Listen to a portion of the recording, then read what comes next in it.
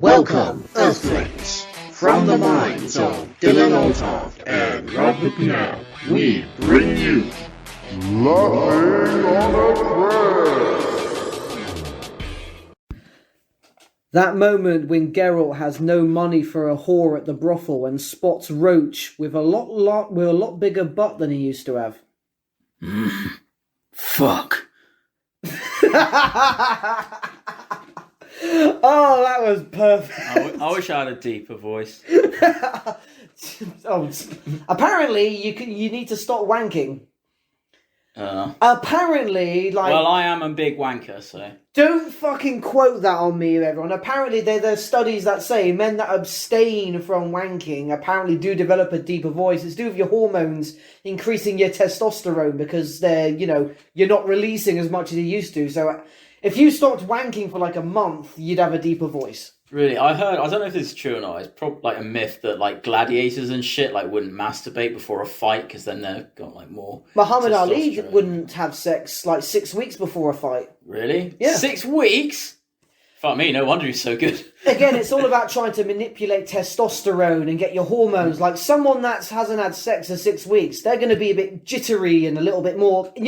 Than someone that's well laid, sort of thing, might not be as aggressive. That's why incels are so fucking spazzy, isn't it? No, it goes below. I think it runs a lot deeper than just that. Those sad 4chan.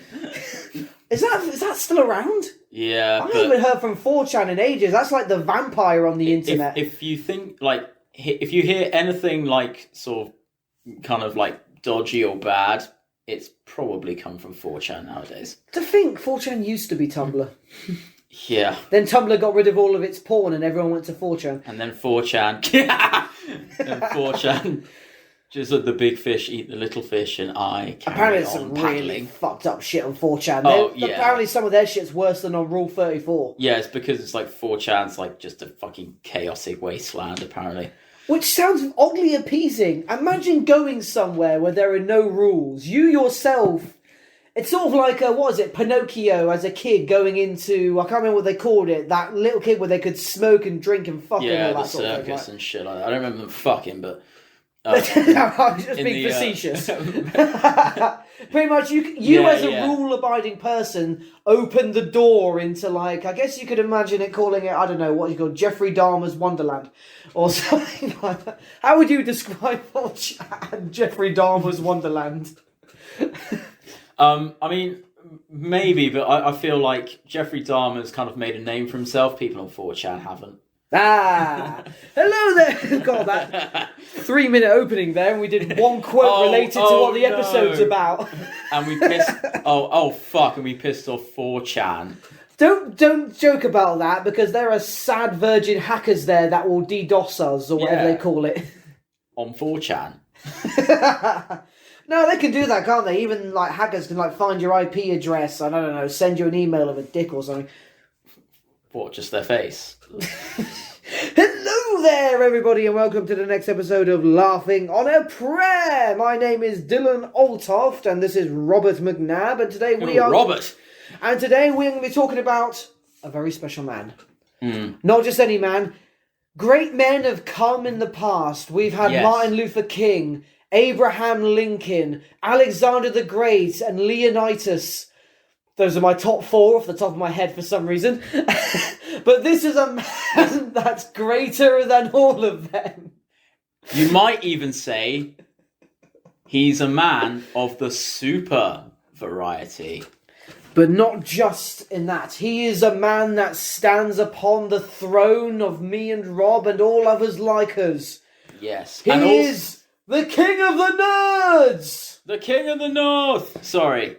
Can't do it. It's like the greater good from Cornetto. Could you imagine if he'd been in Game of Thrones? I think he would have been sick in Game of Thrones. I think he would have been good at... Oh, which side would you have put him on? I would have given him... I mean, I know that you cannot hold a candle to Nikolai Coster-Waldau, but like if he wasn't around, I would have put a blonde wig on him and made him Jaime Lannister. Oh, he would have been a sexy Jaime Lannister. I mean, Nikolai Coster-Waldau is fucking... He's up there, mate. But then we would have had to see a handless... Superman. Yeah. And I don't know, I like to picture what he does to me with both his hands. Yeah, exactly. You don't want to come up short-handed. We are, of course, talking about the illustrious actor known as Henry Cavill. Mainly because that's his name. And that's why he's known as it, Rob. His other aliases are Clark Kent, Geralt of Rivia, and it's not Cedric Diggory, but he could have been Cedric Diggory. And we will get onto that. Wasn't he also in that crappy Mission Impossible movie? Wasn't that the reason? Yeah, because that's the reason why he had that CGI thing in the Justice League movie, because he had his mustache for it and couldn't shave it. I haven't seen that Mission Impossible for a while, I must admit. Basically, you've seen the Justice League when that's... I've seen it. And he's got the CGI mouth, and that's because he had a mustache and he wasn't able to shave it because of the Mission Impossible movie. Really? It was in his contract or something. That is so weird. So they had to CGI a mouth on him as they had him in that scene. That is so weird. It's stupid as fuck. The whole world's made fun of it. Wow, that's fucking nuts. But yeah, he could be...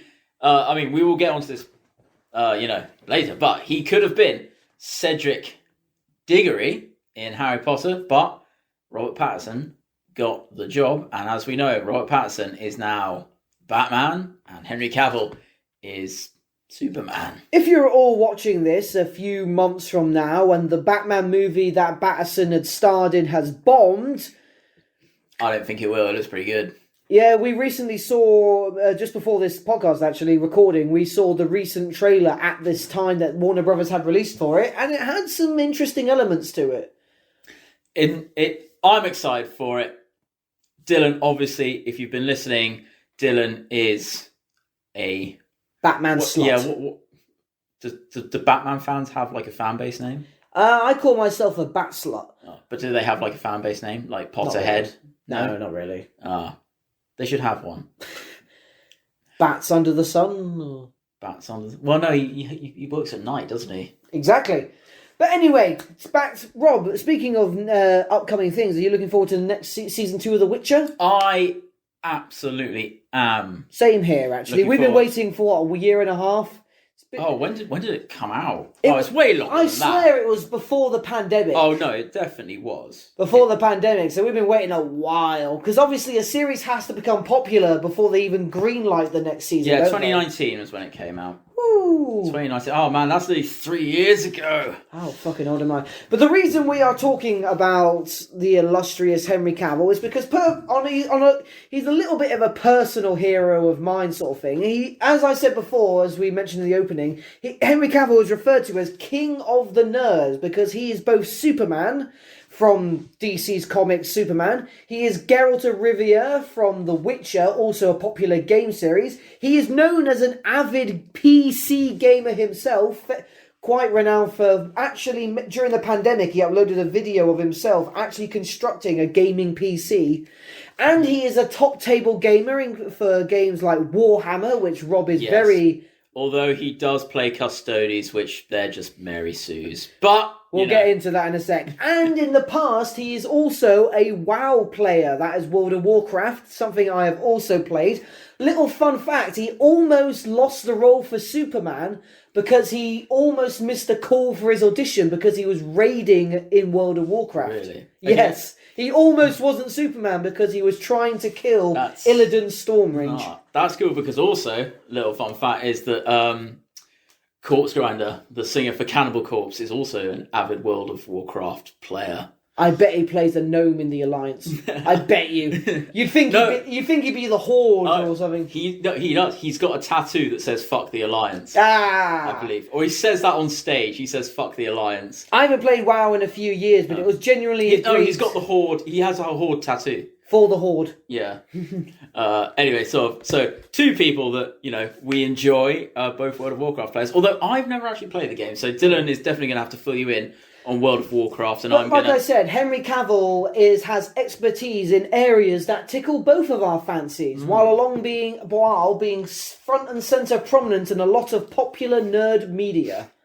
I think it'd almost be an injustice if we didn't celebrate what an awesome magnitude of manly awesomeness he is. Yes, although he has been in one film that is not good.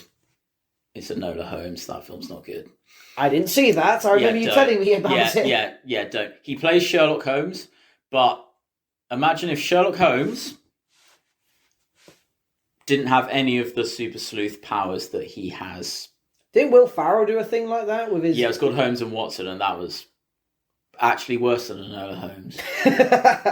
Believe it or not. We should do a Will Ferrell episode at some point. Talk about Anchorman and the other shit he's done. Yeah, and then just scream really loudly because that's what's really funny about Will Ferrell. Sorry, we're getting off topic. We'll save that for the Adam Sandler episode.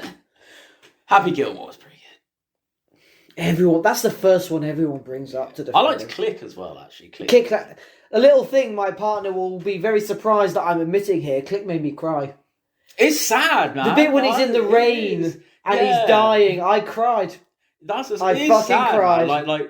I thought that was the one point I was Adam Sandler. You don't expect him to pull on the heartstrings, but he did it well. When he pauses his father to say "I love you." Yeah, man, that's real. Like pulling on the heartstrings. You don't expect it from it, but he managed to do it. Good. Henry Cavill. Where? Oh, if only he was here, I would lock the door. I guess because also he touches me because I'm also a nerd that likes to exercise a lot, and part of me, it gives me hope that as another nerd that's really well built, is like, yes, Henry Cavill, I can nerd and be buff like Henry Cavill. I could also, but I choose not to because I'm lazy as fuck. Rob doesn't need pecs because he's got techs. Yeah, exactly. I've got muscles but not guns. Rob has no muscles but guns. Who's going to win in a fight? And also I'm good at painting models. So I've got a steady hand, quite dexterous. I'm maxing out on dexterity. Yeah. Who's going to win in a fight? John Wick or Hercules? John Wick's going to fucking win. Like the actual Hercules. I wonder what happened if you shot a demigod in the face. I don't think the Greek gods ever perceived they can. They're not immortal. They're not They're immortal, but they're not invincible. They'll live forever as long as they're not killed. So yeah, you could probably shoot a god. Huh. That's interesting. Oh yeah, because isn't Achilles? He's like a demigod, isn't he? Because he was dipped in the thing. The reason why his heel was the only thing that was vulnerable is because he was held by his heel as he was dipped in. That's what. But the Greek gods do bleed. They bleed golden blood called ichor, so they can be killed. They're just immortal. Yeah, I can't imagine the Greek gods so what is that? It's called a Barrett 50 cal. I don't know if you'd be able to sort of brush that off. All you got to do is kill his dog, and Zeus would probably bugger it. Oh, I'd never do that. I mean, all you got to do is kill John Wick's dog, and John Wick's just gonna fucking harvest the whole lot of them, isn't he? John Wick versus Superman. John Wick spouting some kryptonite bullets or something. I'd watch that. Or like in Parabellum, he's got two little kryptonite knives, and Superman is smashing him in glass cases. No, kryptonite pencil. Hey, there it is. Anyway, we're talking about Batman. Well, we are. Henry Cavill is what we're talking about. Yes, we are. Right now. So, Dylan, you said that you like Henry Cavill for his love of the game World of Warcraft that I know next to nothing about. For those uneducated people like me, and they're obviously listening because let's be honest, smart people probably don't listen to us. Explain a little bit about what World of Warcraft. World of Warcraft is an MMORPG, which stands for Massively Massive Online Role-Playing Game. Probably not massively massive, but basically... I was going to say, is that actually what it is? No, it's massively multiple online and role-playing games. Something like that. Basically, we live in a day and age now where online play is quite commonplace now, but it's almost expected of games, isn't it? Now? But when it first came out, it was one of the few because it used to be a solo PC game, much like Sims or Age of Empires, where you just play a campaign by yourself, and it had its own story and all that. But World of Warcraft, because before then it was just known as Warcraft. Anyway, but World of Warcraft became the game online. The world of Azeroth plunged in a war between the Alliance and the Horde. The Alliance comprising of human, elves, gnomes and dwarfs, and the Horde, this is original, and the Horde comprising of orcs, trolls, the undead, also known as the Forsaken, and... Trolls, orcs, the undead. There's a fourth. Ghosts. Goblins. No, that was a recent one they brought in. I don't know. I'm just saying Draenor. names of evil races because I'm assuming the Horde is sort of the bad They guys. They didn't get Blood Elves until the Burning Crusade. So what was Taurens? The Taurens. Those are giant bull people. Oh, Pretty sorry. much. I thought you were talking about our current cabinet. Oh, that's the Tories. Sorry, fuck. The Taurens, yes. And Henry Cavill played the Horde, which of course all Did he functioning play the Horde? all functioning adults do. It's sort of a game in World of Warcraft. Kids play the Alliance, adults play the Horde. It's a bit like SpongeBob. Like kids love SpongeBob, but adults understand Squidward. Yes, and also have the hots for Sandy. Anyway, so you haven't been on the internet, my friend. There is. Do I want to go down this rabbit hole? Well, you are aware furries exist, right? Yeah, I don't know who Sandy is though. Sandy, the squirrel, SpongeBob's friend. She wears a spacesuit. I haven't watched much of. Oh god, yeah, no, the internet is gonna wreck that chick. Yes, and imagine what. Oh, you fucking kidding me? She's called Sandy Cheeks. Yes. Okay. Yeah. No, I understand now. You can imagine what Squidward's tentacles did to those cheeks. Yeah. So yes, I'm just gonna quickly clear that history search. As we mentioned before, Henry Cavill himself almost lost the role for Superman purely because he was raiding in World of Warcraft. And raiding is basically one of the more massive enemy strongholds in the game. Basically, you need to get like 30 other players just to be able to win it. So a raid... So you got to like collaborate. Yes. You basically create a massive party. Your average party in World of Warcraft is like 5 or 6 people. You have a couple DPSs. So like a D&D group. Yeah. You have a couple DPSs, a tank, a healer, and whatever else. Is a tank a metaphor or is it like an actual tank? It's a metaphor. Okay. Basically, someone like a warrior who has heavy armor, takes all the hits. Barbarian. Yeah. Someone that draws... Sorry, I'm just drawing from my D&D experience. I don't know. A tank is someone that draws all the aggro. So all the enemies that are attacking him, he has... sponge. Yeah. He has all the health to take the damage. The healers are attacking him, and all the DPSs, that's damage per second on the side, are the ones that can kill the enemies because no one's attacking them. That's cool. What does he play? Henry Cavill? Yeah. I'm actually not sure. I think he played a paladin, and those people are fickle. I mean, that's fuck. D&D through and through. Like, even people that haven't played D&D know, like, paladin is... Well, yeah, the D&D. classes in World of Warcraft are warriors, warlocks, mages, paladins. It's D&D. I reckon they probably, like, took inspiration, didn't they? What hasn't? Yeah. But, yes, so Henry the Cavill... That's cool. Henry the Cavill. You and me have that in common, as well as a gym membership, but... I don't have a gym membership. Now, you mentioned before, he's also a player of Warhammer. Warhammer 40k. Yeah. Yes, he is. And Warhammer 40k, so sort of quickly on a D&D thing, there is a Warhammer D&D. However, Warhammer D&D is nothing like what the actual sort of Warhammer 40k game is. Henry Cavill, he plays Custodes. Now, Custodes are like... Okay, so a Space Marine, even if you haven't played Warhammer, you kind of know what Space Marine is. They're like an 8-foot tall superhuman warrior with 3 lungs, 2 hearts, and, you know, kind of bone carapace that can stop bodies. And then they can run at sort of like 100 miles an hour and punch through brick walls and stuff like that. And then also they're encased in massive kind of power armor. So that sounds pretty badass, right? But what if you went... further? Then you get Custodes. Custodes are the Space Marines, the super Space Marines that guard the Emperor. The Emperor is the Emperor of mankind that created the Space Marines. And the Custodes are just the most incredible warriors ever. So in the tabletop game of Warhammer, it's armies, right? You have armies, you have multiple forces, you have units, tanks, artillery, you have loads of different stuff right there. Custodes' army will probably have maybe 10 models in it because of how good and how powerful they are. People call them the Mary Sues because basically, well, yeah, they Custodes will just absolutely wreck any sort of average. So it's a bit. He plays a bit easy for himself. Well, potentially. I don't know if he actually plays the game. I imagine it'd probably be quite difficult for him to play the game because he's Henry Cavill. Isn't half the hobby of Warhammer is more in the modelling and the painting? Yeah, for some people. Some people, like, I mean, I've played a few games of Warhammer with, like, people just in, well, you know, a few years ago, like in local game stores, and they haven't painted their models, whereas I like to build and paint my models.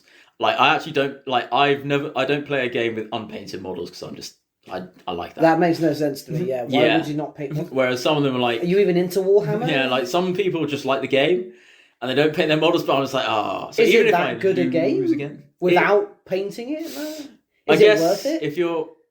For me, it's not.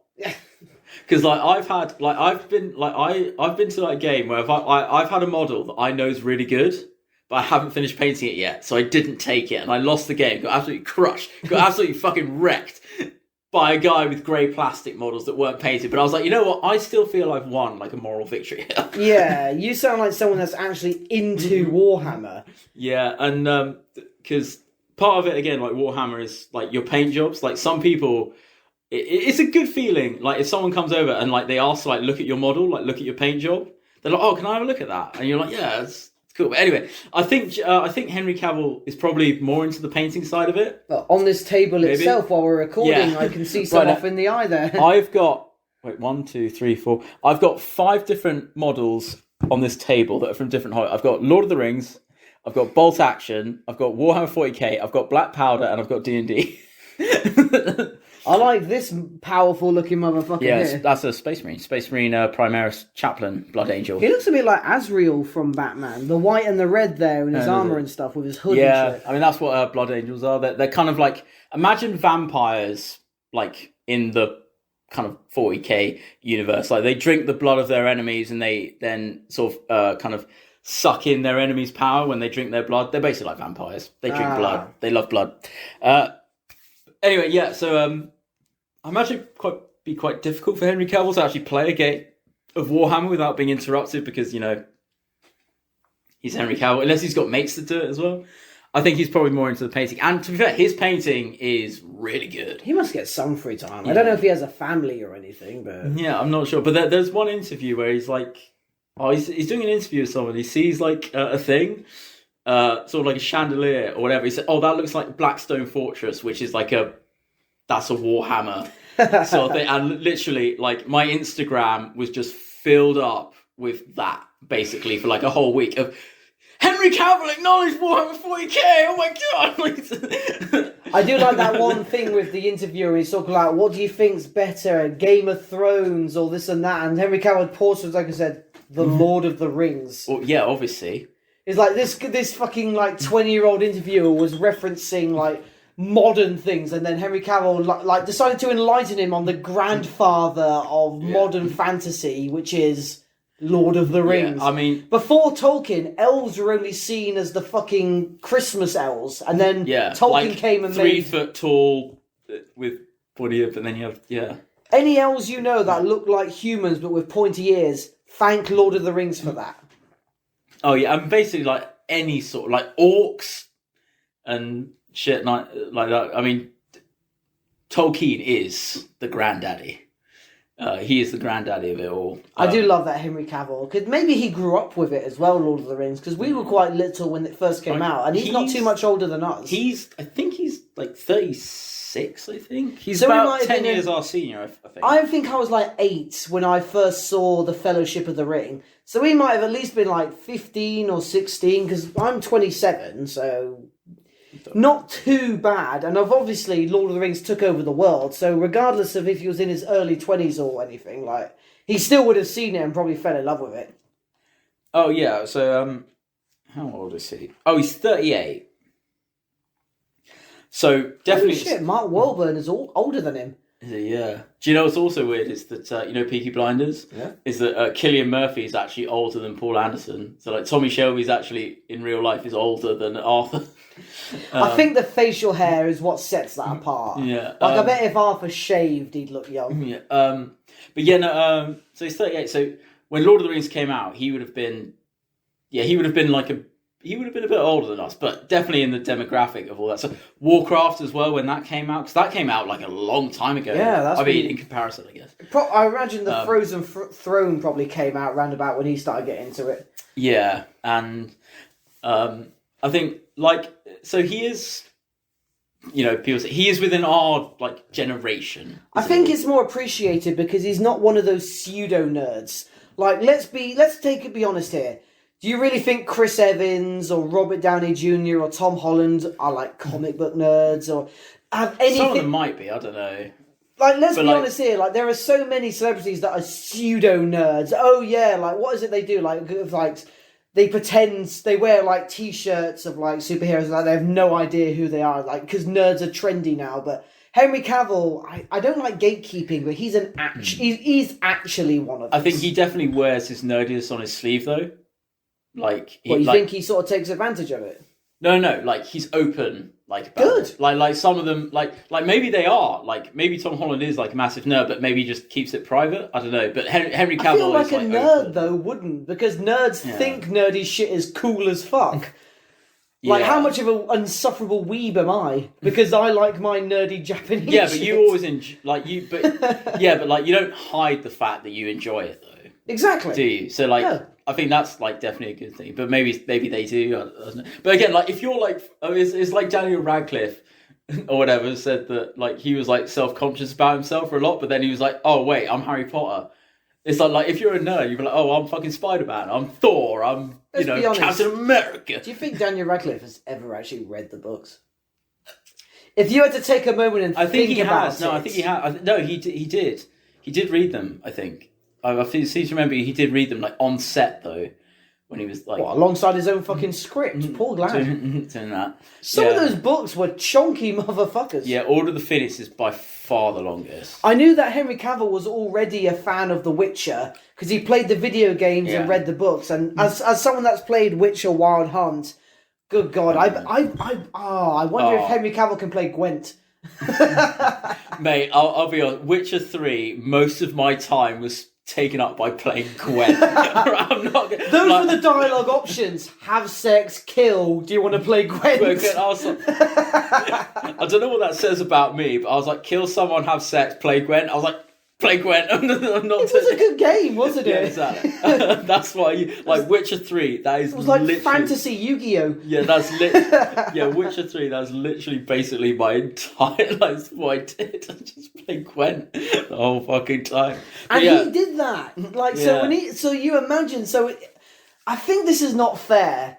Because when I say this in a way, because I know he knew Geralt, maybe I gave him more points when his performance than I would have given another actor. Like if Jason Momoa had played a Witcher, and I think he could have done an interesting Witcher. I think he could have. If he had played a Witcher and I didn't know he knew anything about the Witcher, I might have judged him more harshly. But I'm looking at Henry Cavill playing Geralt, and I'm like, because he knows Geralt, he's doing that. I will say that when I first watched The Witcher, I didn't know that Henry Cavill played the games. Okay. So I was like, oh, he's actually very good as Geralt. I was like, oh man, he's. Oh yeah, I'm not demeaning his performance. Yeah, no, but I didn't know that. Like, I thought, oh, he's so good, but I didn't know. It was only after I'd watched The Witcher that I found out that he played the games before, because I think they definitely capitalized on that. It's like, oh, the character he's playing, he actually plays the games. I definitely look at Henry Cavill with rose-coloured glasses. I have to admit that sort of thing. It's hard not to sometimes, isn't it? I guess, like I said earlier with Robert Downey Jr. and that, I don't really think there's a popular celebrity that represent nerds as well as him. Because that was what was one of the biggest draws about the Big Bang Theory. Is like, nerds finally have a mainstream thing that makes us popular. Even though superhero movies have dominated the box office for the last decade. Big Bang Theory does not represent nerds. No, it exploits The Big Bang Theory does not speak for us. No. Big Bang Theory does not represent nerds any more than fucking... Napoleon Dynamite does a better portrayal of nerds than Big Bang Theory. Think about that. Yeah, because it was unpopular. Yeah. That's the thing. Just because you reference nerdy things doesn't make you nerdy. Yeah. You got such a fake sense of any appreciation. Like, none of the actors believed a single thing they were saying. It's like surface level. So, like, of what you think, like, a nerd is. Oh yeah, they just like they can't talk to girls and they just huddle in their little like. Yeah, it's like, hey, look. Okay, yes, that is true. All right. No, nerds just get nerdy women. Oh no, I was talking about huddling. Nerdy? Oh no, I was talking about huddling in a corner. Oh, okay, fair enough. But yeah, no, I think my partner's somewhat nerdy. She's a little less nerdy than me, but that's fine. Not as committed, I think.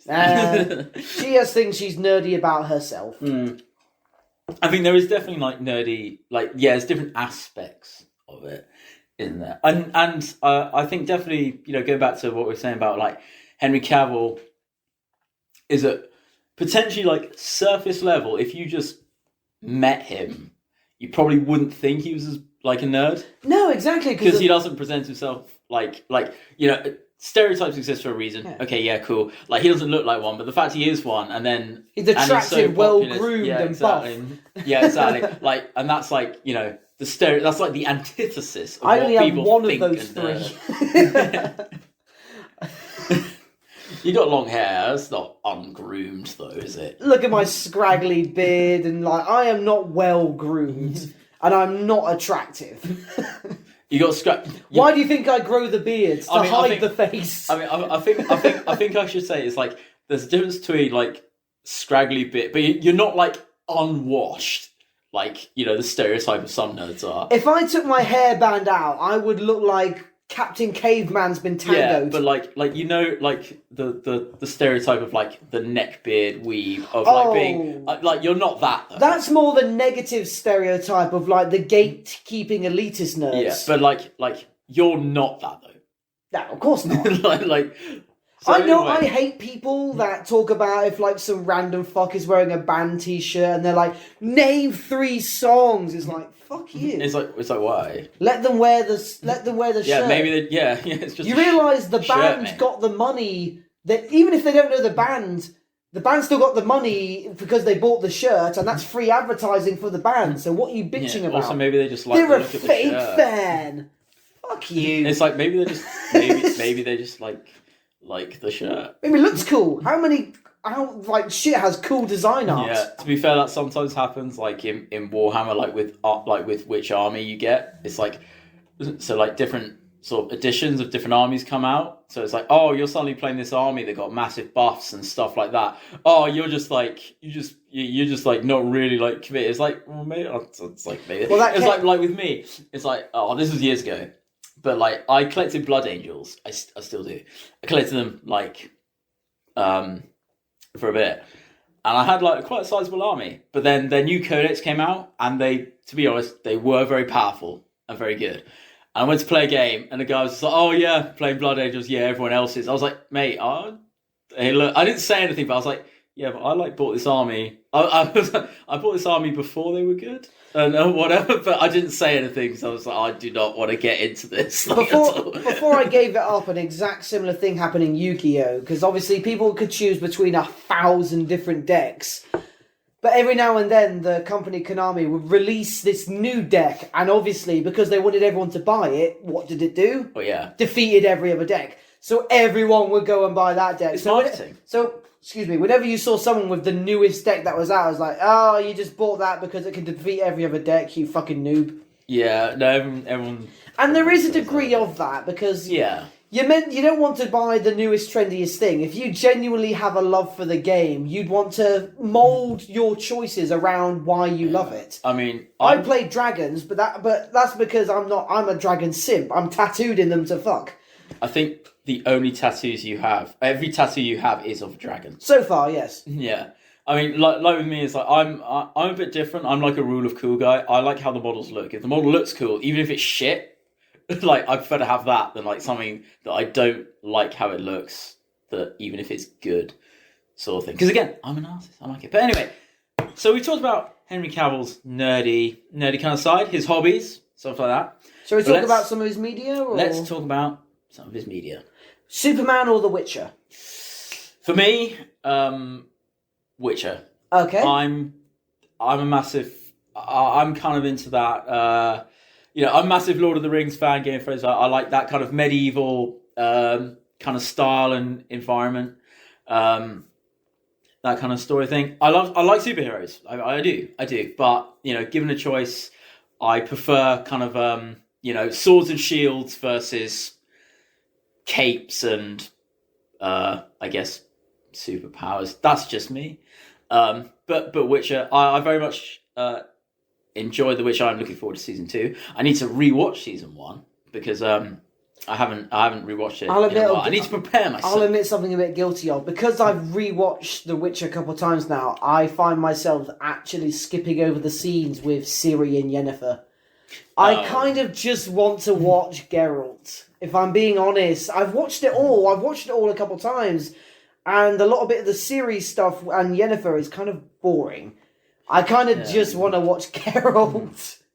And again, it's like it's a Game of Thrones problem, waiting for one character I don't like's thing to end so I can see a character I do like. Yeah, again, testament to Henry Cavill for playing Geralt as well as he does. I get the absolute. I understand. Like, I've been rewatching Game of Thrones. So I've actually been I'm listening to Clash of Kings on Audible.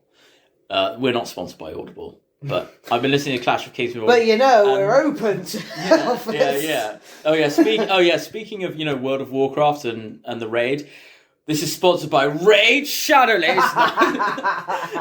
I included that in my joke thing about when I was wearing my pink tights. I did a joke, like a 7-second thing. It's like workout videos on YouTube alike, and it was a shot of my arms really prominent. It's like, hey guys, have you ever heard about Audible and Raid Shadow Legends? Audible and Raid Shadow. One for each cheek. Yeah, double or nothing. You don't want to half-arse it. So I've been rewatching Game of Thrones, and to be fair, I've sort of like the moment Bran Flake turns up, I'm just like skip. Nothing back to exciting. Really did happen with him. I like Hodor and the stuff because Hodor and Bran are fun. I mean, hold the door. I mean, oh man, that's still like that gets me. That's good. But the thing is, like, Bran is just like so boring. He's not Bran the broken. He's Bran the boring. I didn't like Sansa's shit. I didn't like her for the first beginning, but when she started to turn when she started to learn and grow, I was like, oh mate, you're actually pretty cool. I could stand Sansa eventually. It took it was on season 8, episode I think 6, minute. The last one. Yeah, minute 50. I think I could tolerate Sansa. All right, Rain Man. Yes, that was the moment she stopped being annoying when it was her last. Oh, was it? There was some other bits. It's like you stand accused of blah blah blah blah, and then she goes, Lord Baelish, and then Arya just fucking schwacks her. Fucking sweet. But anyway, Witcher. Yeah, Witcher. Yeah, no, I think it's definitely a personal preference for me. I prefer kind of like that. Like medieval-esque, sword, shield, knights. Yeah. I prefer that to superheroes given a choice. Okay.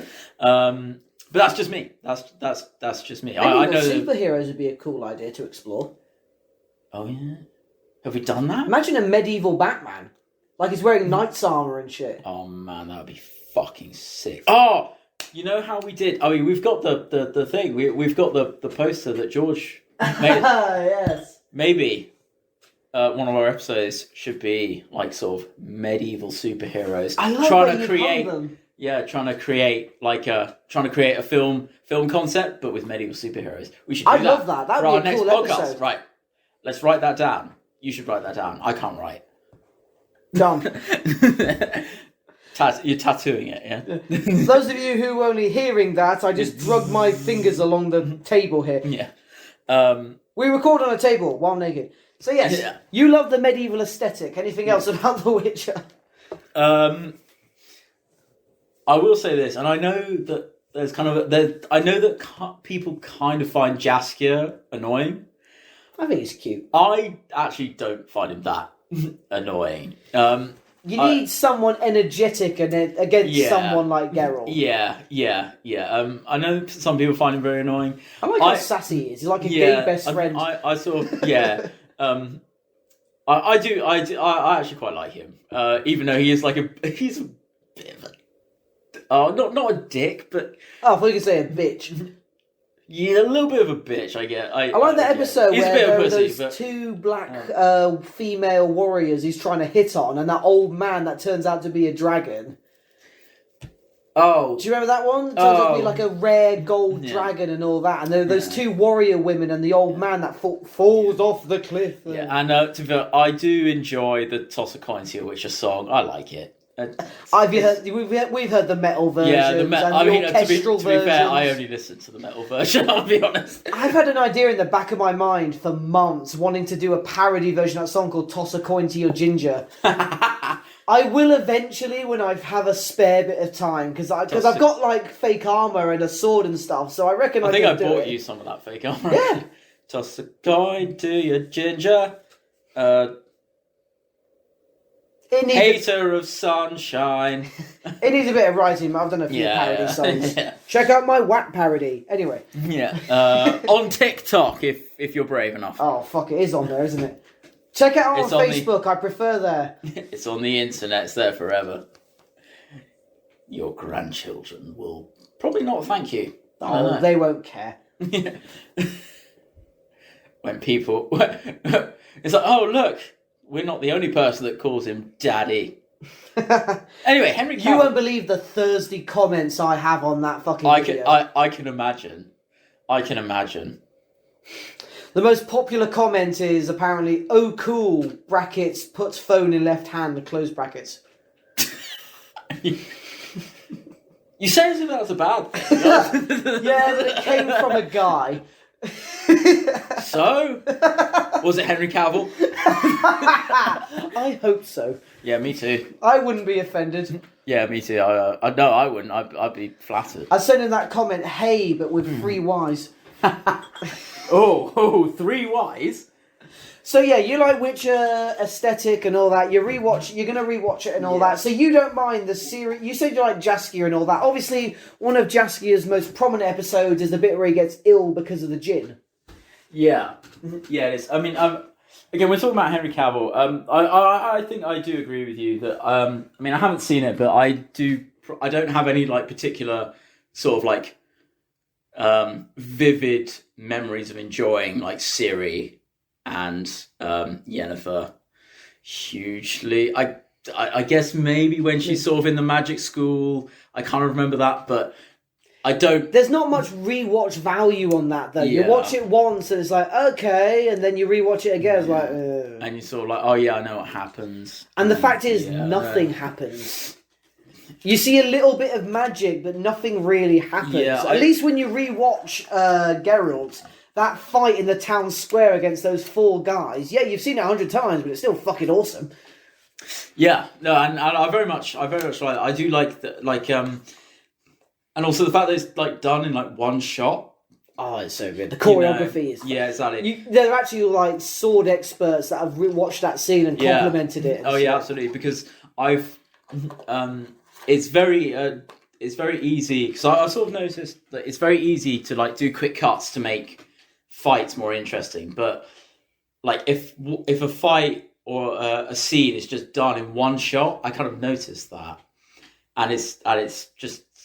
I don't know, it's just cool. You know, I'm a rule of cool guy. You know, it's like, it just looks cool. Even if it's just a fight, like, it's cool. I think that, going back to like Ciri and Yennefer stuff, it's like, at least Game of Thrones had some cool quotes in their kind of more, you know, toned down scenes, but I could not quote a thing that they said. Yeah, The Witcher is in dire need of a Bronn. Yeah. A Bronn or a Tyrion. Yeah. I mean, it's I think that like their plot, they push the plot for sure. So it's like they drive like a fair amount of the plot for sure. So they are necessary, but you know, just because it's necessary, I don't know. But no, I prefer that. What about you though? Because I believe that you might be on the other side of like enjoying the superhero aspect of Henry Cavill a bit more than. Well, as you know, I prefer Batman over Superman, but. Well, yeah, who doesn't? Let's much like the chiropractor said when he found multiple mud pies on a person's opposite of the thing. Let's get some background here. So... Can you say that again, but slowly? Multiple mud pies, but on the opposite of the thing. I was trying to... Dylan Altoff, 2021. I was trying, like a kind. Let's get some background. I was trying to do a wordy lead in there. That failed. I love the Christopher Reeves Superman that obviously came from the original films with obviously the first time Superman that had... Cursed role, apparently, Superman. Really? Yeah, because loads of like Superman actors have like suffered like misfortune like throughout their lives and There's shit. been like 2. What happened to the one from Superman Returns? Didn't he fall off a horse or some shit?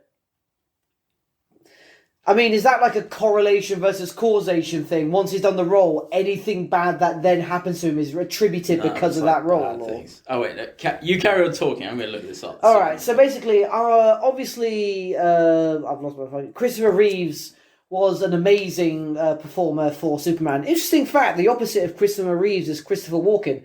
Anyway, so... You know, my boy, Clark Kent. Did you get that joke? Sorry? The opposite of Christopher Reeves is Christopher Walken. Christopher Reeves, or like a reaver? No, Christopher Reeves in a wheelchair. Oh. Christopher Walken. Walken. Fuck. My boy. Hated that I explained that. But yes, so when obviously Henry Cavill... Oh shit, no, it was Christopher Reeves. He was the guy that fell off a horse. And now he's in a wheelchair. Yeah. Fuck my life. Fucking train of thought. Yes, obviously, so when Henry Cavill took up the mantle of Superman with Zack Snyder, who unfortunately did not understand the character of Superman, no worse than Tarantino understood Superman. But anyway, obviously, Henry Cavill's portrayal of Superman was a lot more darker and morose when Superman is meant to be a symbol for hope. And I'm not just talking about the S. Hope starts with an H, stupid. Sorry, I couldn't resist. I was waiting for that. I couldn't resist. I'm sorry. The reason why Superman offsets Batman so well is because Superman's faith in the ability of goodness is absolutely 100% unwavering. That's the reason the last few years we've had so many stories of of Superman turning to the dark side, the Injustice timelines, the Red Sun storyline. Yeah, you'd like that. It's a story where it's an alternative story called Superman Red Sun, where instead of he landing in America, he landed in Russia, and he becomes a symbol of communism. And like he kills Stalin after he finds out about gulags and shit like that. And I mean, to be fair, is killing Stalin like such a bad thing? No, but it is Superman who grows under the regime of communism and believes in that and all that. Yeah, it's interesting. I mean, to be fair, I like the evil Batman story thing from. Oh, it's called like the Smiling Batman. Like when he actually kills people and then he just goes on like a rampage. Like he doesn't believe in like justice and shit. Well, he does, but he's like he doesn't believe in like not killing people. I'm aware of the Thomas Wayne Batman that kills people, but it's like the Smiling Bat. Fair enough. It's called. Anyway, so Henry Cavill stepped up to be Superman, and it was very interesting because Henry Cavill did a really good. He brought a lot of heart to the role, and heart is key to Superman. Because, like I said before, Superman is basically the story of an immigrant walking among alien people and understanding his place in their world while retaining his identity as an alien being. Superman, the reason Superman doesn't have all of his powers straight away is because his human side is actually suppressing his powers. And Superman has to overcome his humanity in order to unlock his other powers. So it's an interesting duality between his humanity and his Kryptonian lineage conflating with each other throughout different weaving storylines.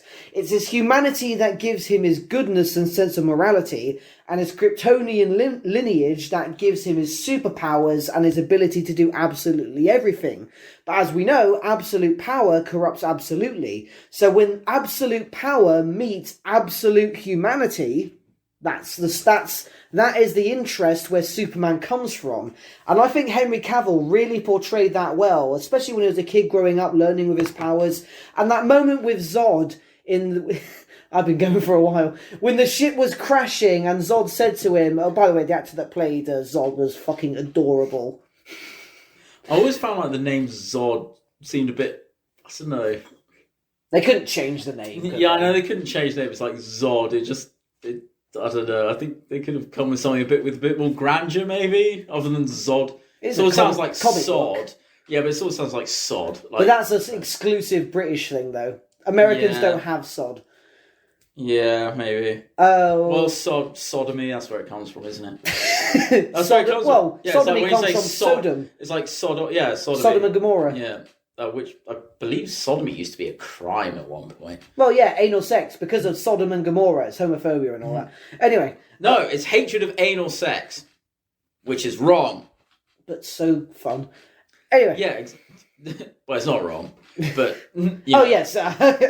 No, it's wrong. It's wrong they had a hatred of anal sex. Agreed. Hey, look, anal sex is great. As the famous comedian Ricky Gervais said, if God didn't want people to be gay, they should not have put the G-spot in the anus.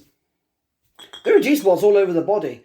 Fun fact for any guys listening, you can make a woman orgasm just from her nipples. Can you? Yes, you can. Ah.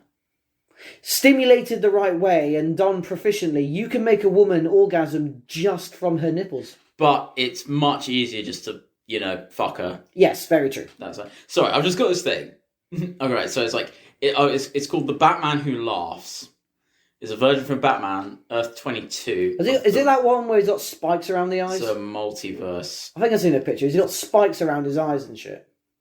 Yeah. Like the visor, that thing he had from Star Trek, but it's got spikes on it. I don't know what that looks like, but he's got spikes on it. It's like, in that reality, Earth 22, the Joker learns of Batman's identity as Bruce Wayne and kills most of Batman's other rogues, along with Commissioner Gordon. He then rejects thousands of Gotham City citizens to the chemicals that transformed him, subsequently killing several parents in front of their children, with the goal of turning them into a combination of himself and Batman. Then Batman grapples with the Joker. It results in the latter's death. So Batman kills the Joker. As Batman is exposed to the purified form of the chemicals, that gradually turns him into a new fusion.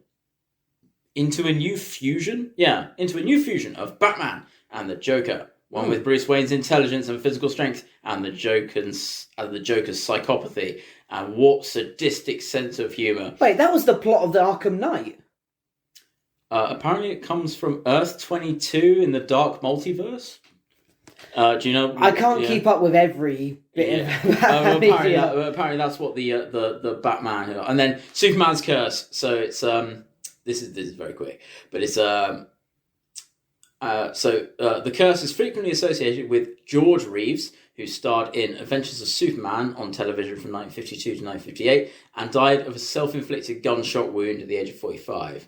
And then Christopher Reeve, the portrayer of the superhero in the fourth theatrical film from 1978 to 1987, was paralysed in a 1995 horseback accident and died 9 years later at the age of 52 from heart failure. So it's like the Harry Potter thing where apparently Defense Against the Dark Arts is cursed. Well, yeah, it's jinxed by Voldemort. Because Voldemort, he applied for the job, and Dumbledore was like, "No, mate, because I know you're dodgy." And then Voldemort left, and he jinxed it. So only a Defense Against the Dark Arts teacher will only ever last a year in the job.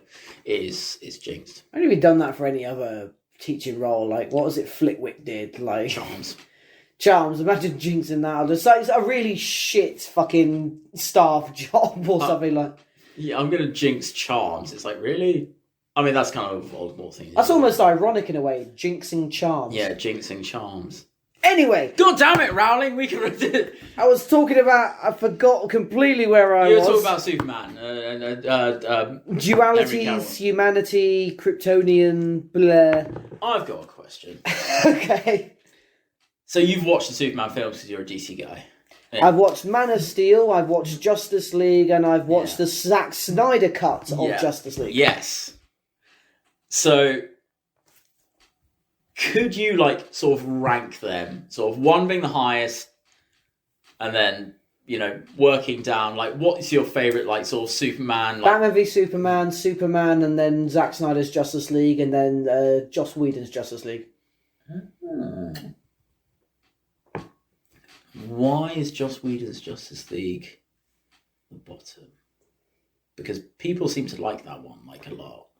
Really? Because that was completely hated. That's why there was so much push for Zack Snyder's Justice League. To Joss Whedon. The Snyder Cut. Everyone hated Joss Whedon's version. I mean, I'm not going to watch Have you seen the Snyder Cut? No, I don't watch it out of principle because Amber Heard's in it. It's really good, though. Yeah, but Amber Heard's in it. I don't watch it out of principle. Could you not skip over her scenes? Or? No, not going to give her the satisfaction. I stand with Johnny Depp. That's a shame. Cyborg and The Flash are really good. Yeah, I've seen Cyborg in Teen Titans. I don't really care about him. Wait, the Teen Titans animated show or the Titans show they did on Netflix? No, the Teen Titans animated show. Okay, yeah, that was awesome. Raven, you're my bae. Anyway. She has a place in my heart. We've all seen the Zone videos. Anyway. Not going to look that up on the internet either. Actually, no. I watched it when I was a teenager, but I suppose now you probably shouldn't. Anyway. I'm not going to. I mean, the amount of shit that we chat on this podcast, we probably shouldn't endanger ourselves any more than we already have. Again, 55 minutes in, no one's listening. We hope. Well, Molly and George, if you're at this point, leave us down in the comments and say, yep. Then I'll know you at least made it this far. Or at least give us warning that you've called the police so we can make a final last stand. Oh, she was at least 16. Anyway. Again, I'm not going to look it up. I'm going to take your word for it. And it's not I'm going to throw you out. It's not that I'm going to throw you under the bus in court. All right? Well, your brother's a lawyer. Lord McNabb. Solicitor. I've forgotten what the fucking question was. You're talking about your ranks of Superman in this. So I go with Batman v Superman. No, first. the Henry Cavill specifically, the Henry Cavill Superman. Yes. Yeah. I'll go with Batman first because I was expressing earlier the interest that flies with Superman is the distinction between his duality regarding his Kryptonian ultimate powerness against his humanitarian desires from how he was raised as a person or a human being. Because there is Clark Kent the human and Kal-El who is Superman. Both of them living together within themselves the exact same way Bruce Wayne and Batman live together inside themselves. And Batman v Superman explored both elements of those, I feel, really well. It explored Superman's obligation to humanity, him saving people, but also having to retain responsibility when sometimes his saving goes or goes wrong. Why he does save people does he save people because it's just right, or does he save them because he's able to save them? It's like the Spider-Man thing. Even if everyone hates you, you have to do it. Yeah, because what's the thing he says? It's I'm nothing without. No, the suit's nothing without me. It's more a great power comes great responsibility. Yeah. And again, I think that's the good duality between Batman and Superman. It's Batman, he's a normal guy who becomes a superhero. Superman is a superhero who has to kind of deal with becoming human. There's kind of duality. I'd say that's very well. Yeah, the duality of between. There's also the fact that Batman wants to kill people and Superman doesn't want to kill people, and both of them have to hold back the exact same way. Batman wants to kill people. Let's be honest here. Batman is a serial killer. Batman is filled with hatred and he wants to kill criminals. He calls it justice. The whole point of Batman is the fact that he has to hold himself back. He's been trained in every single martial art. He knows every way to kill a man. He's John Wick on cocaine. But he restrains himself and he pulls his punches the exact same way Superman does. Often it's been said, Superman wanted to. He could kill Batman in one punch. But that's the point. One punch! Sorry. Superman doesn't want to kill anybody. Deep down, Superman is a good person, and deep down, Batman isn't. I suppose if he really wanted to, he could. If Superman Batman says something about his mom. If Superman was subject to mind control or maybe red kryptonite, then yes, there's variations of kryptonite. Then yes, he would obviously lose his mind. There's even an influence where Poison Ivy was using kryptonite lipstick to put him under her control, but that's another thing.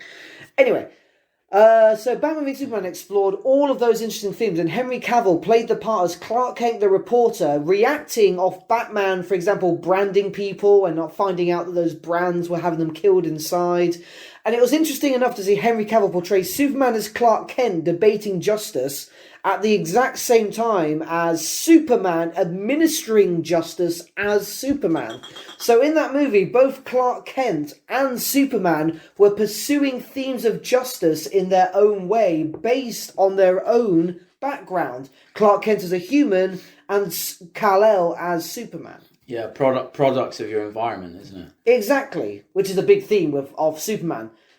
Yeah. If it wasn't for his upbringing as a wholesome Alabama boy, Kansas, or he's from that place.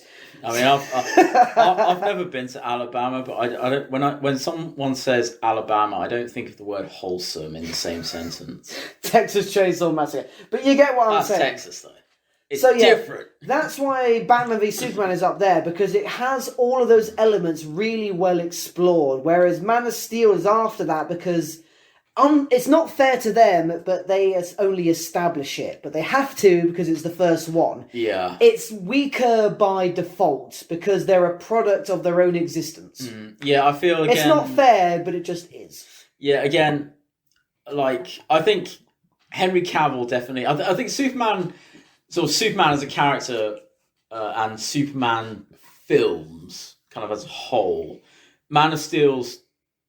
the Henry Cavill Superman is the one that's kind of taken it seriously, or more seriously, where it's actually because I feel like even the Christopher Reeve Superman, is that the one where he flies around the world and then spins it. Oh, that's the first one. Is it? Yeah. But I think the Henry Cavill Superman, he's definitely more engaging than the other people that've played Superman. I think he's definitely the most engaging. What scene comes to mind that was engaging to you? Well, do you know, it's not even... It's a bit weird, but it's when he's in... what's the guy from Zombieland who plays Lex Luthor? What, Jesse Eisenberg? Yeah, that dude, when... Terrible Lex Luthor. Even Kevin Spacey was better. Yeah, but, Kevin Spacey. We still not past that. I don't know, ask his victim. How's he not in prison? Anyway. Because he's rich and from Hollywood. They're all nonsense there, aren't they? Yeah, you've got to keep busy. Yeah, exactly, after being rich. Sorry, I need to escape from being really rich and famous by fucking kids. How do you think Superman would, in this real world, do you think he'd stand by and let Hollywood do their diddling? Or do you reckon he'd just laser he'd pull a Homelander and fucking laser the whole place? I don't know. I mean, it depends. Holy shit, do you think Homelander could fight Superman? I mean, that's the whole thing, isn't it? Homelander's supposed to be evil Superman, isn't he? But part of me feels he's got the same powers. But Homelander is only has powers as because of Compound V, and I feel Superman is stronger. I think maybe Homelander doesn't know how strong he could be. Superman does know. I suppose one of them has their powers just because of who they are, and the other one gets it from drugs. Okay, 3-way fight. Homelander, Superman, and Omni-Man. Oh. Yeah. I think it's probably Omni-Man. Really? Yeah, you think the Viltrumites can defeat the Kryptonians? Yeah, because the way they are, Vulture, they're just so over the top and big. It's like when people compare Warhammer to Star Trek and Star Wars. It's Warhammer's just so over the top that it just wins. I think Omni-Man, he's just so over the top. Federation phasers are going to take on power armor. Yeah, exactly. But exactly, because it's Warhammer always wins because of how over the top it is. So Omni-Man, he's so over the top and big that... I mean, he punches the exact same as Superman. What's over the top Does he though? I mean... Yeah, maybe he doesn't pull his punches, but imagine even if... a pulled punch, even if he didn't pull his punch on Superman, could he really hurt Superman?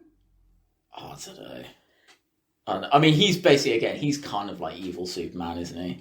Someone that's just so powerful that... Well, that's a matter of perspective. It only matters... Was Omni-Man evil? On that final episode, yeah, he killed all those people, but you really... Was he evil? Okay, yeah, he killed all those guys, but But you got it because he fell in love with humanity because he genuinely loved his son. So I honestly got the vibe during that whole episode. He was really just trying to convince himself rather than Mark. No, but at the same time, he was trying to, induct the Earth into this totalitarian sort of government. I feel like if that was really his goal, he wouldn't have waited so long. He said it was. Would he have really raised a family and all that if that was his aim from the start? Well, I think he became human. But he said it was, and he went pretty far in trying to make it. So, he raised a family and all that. That was I know. It's just because you raise a family doesn't mean that you're not, sort of gonna throw away your goals. Like that was his. What's the Game of Thrones quote? Love is the death of duty. Yeah, he loved his son. Something like that. Yeah, but he still wanted to fuck up the world. But what happened after he beat the shit out of Mark? Well, he went away, but season 2's coming. Granted. Again, he wanted to build a totalitarian government under the guise of we want to keep you safe. Not that that's ever happened, Nazis! Stalin! I think the Viltrumites are probably closer to Romans or the British Empire. Because the things he said were technically true. They would have given the Earth advanced technology and all that, which is what the Romans did. But at the cost of freedom. Which is what the Romans did. Yeah, exactly. The Romans were not good people, mate. Not good people. I mean, that's the whole thing. That's the sort of thing, isn't it? It's like Thanos. It's does the end justify the means? Is it? Well, no.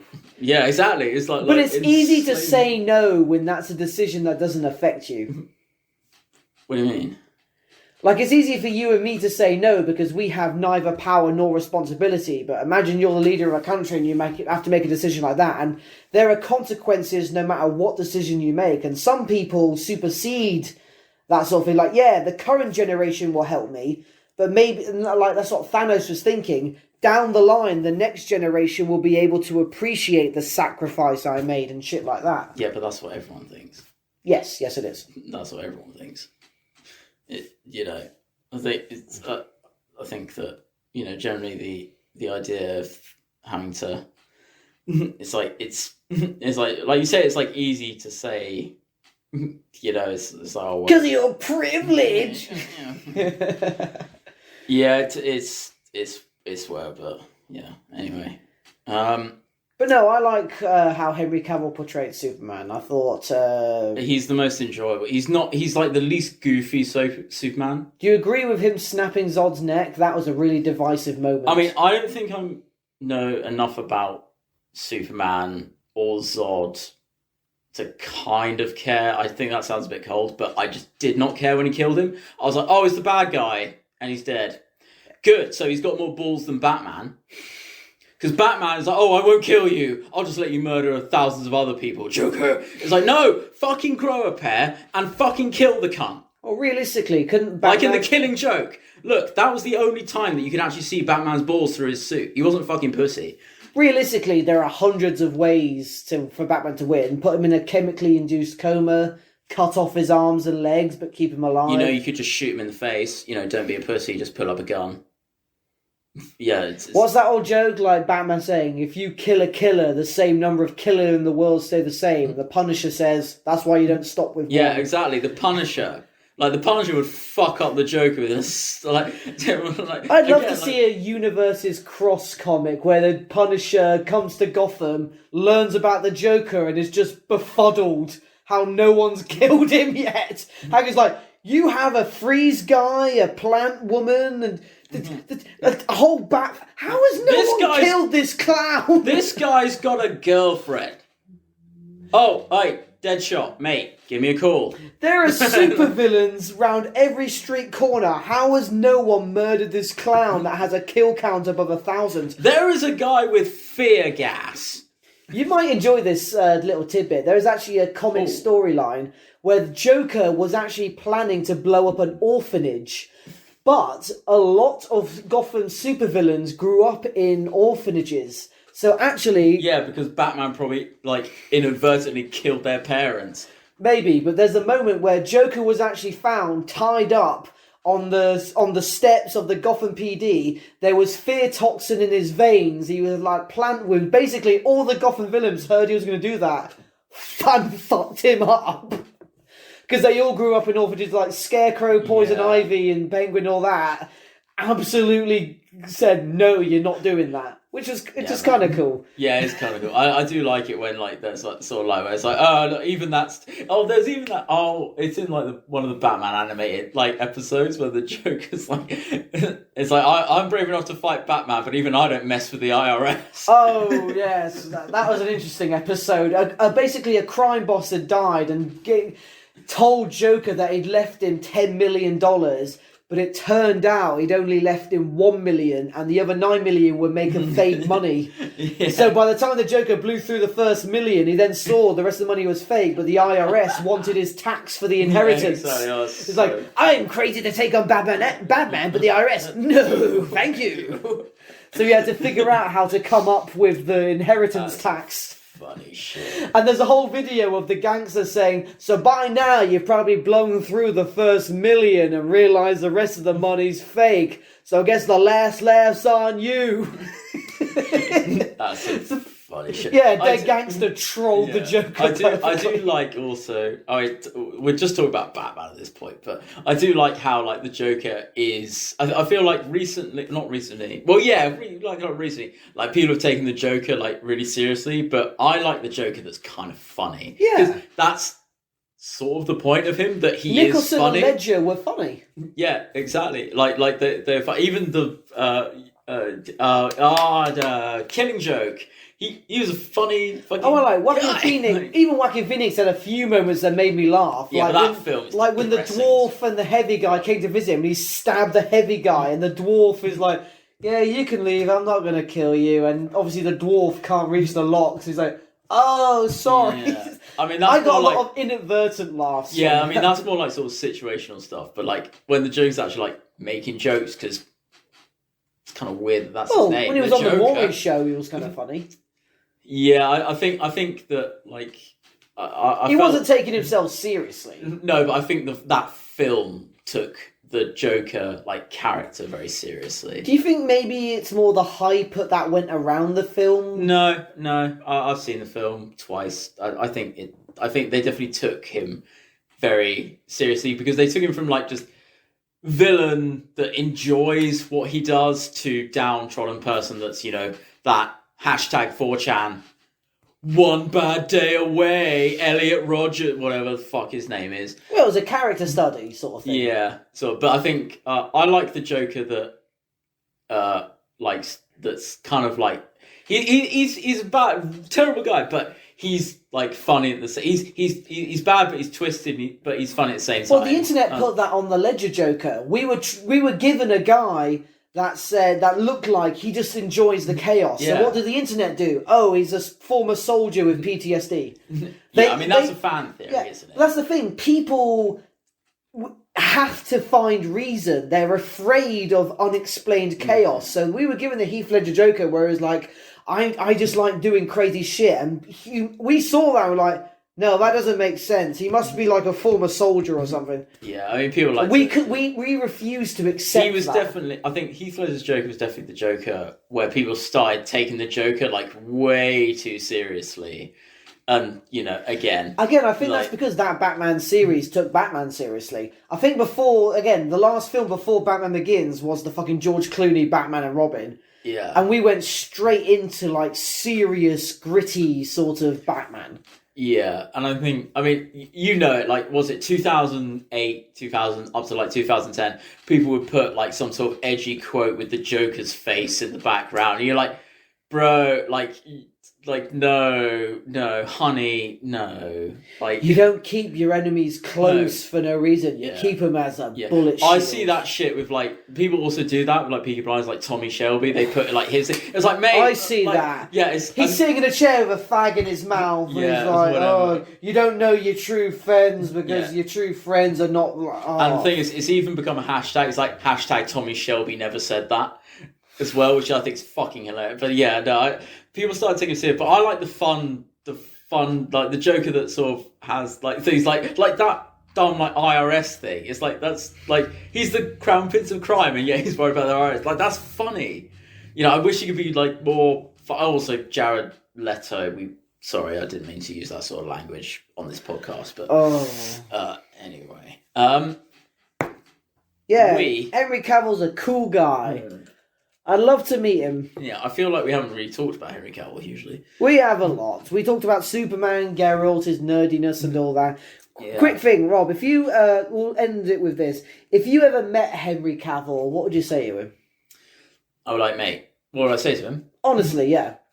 Would you squee a little bit, like, I would like, mate, how many Custody speeder bikes do you have? And what if it? I'd ask you for a Warhammer game. I was like, mate, you and me, 2,000 points, all right? 2,000 points, you and me, standard mainstream of war game, all right? 6 objectives. Let's give it a go. Thing is, I build up in my head what I'd say to him. I'd be like, I imagine like I meet Henry Cavill say, for the Horde. And I've all these different cool things and this and that, like across the room and all that. But... So you say for the Horde, I say for the Emperor. But that's the thing. In reality, I probably do what everybody else does when they say, no, if I ever met Meryl Streep, I'd be really cool about it. I say, I love your hair, can I get you a drink? And everyone, I do the exact same, oh my God, it's Henry Cavill! Like, I would fanboy. I would try and I'd try and contain myself to be as insufferable as I could not be. I'd be like, Henry Cavill, you're absolutely great. I love all your work. I'm so sorry for approaching you. I'm really so sorry. I'll go kill myself. I've got too much social anxiety to approach people though. Like I don't have enough confidence to approach him. Like if I saw him in the corner, I would just be like, oh fuck. No. If he was in public or in a coffee shop or shopping, I'd never bother. If he was in maybe a bar, I feel like I might feel a little more thing like.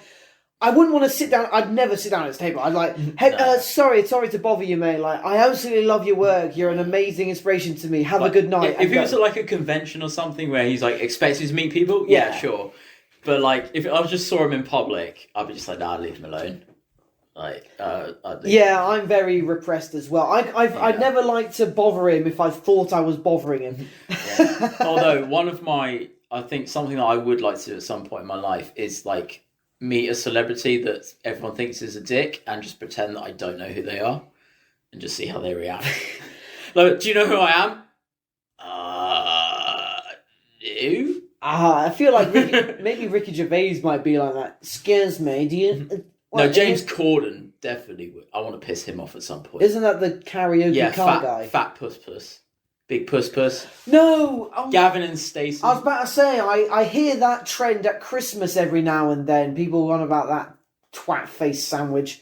Apparently he's the voice of Peter Rabbit or something as well. Yeah, he is. I love how, like, it's weird though. It's like Americans really love him, but British people fucking hate him because he is a knob. What is he, Welsh or something, I think?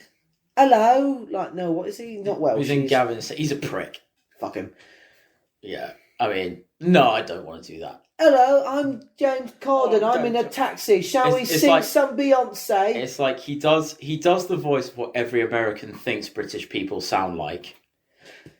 At least they don't think we sound like Catherine Tate. But then again, I suppose, in a way, Henry Cavill also sort of. He's got that. He's not English. Henry Cavill? He's not English, is he? He is. Is he? Yeah. I thought he was American. No. Where's he from? I'm going to look it up. Yes, please do.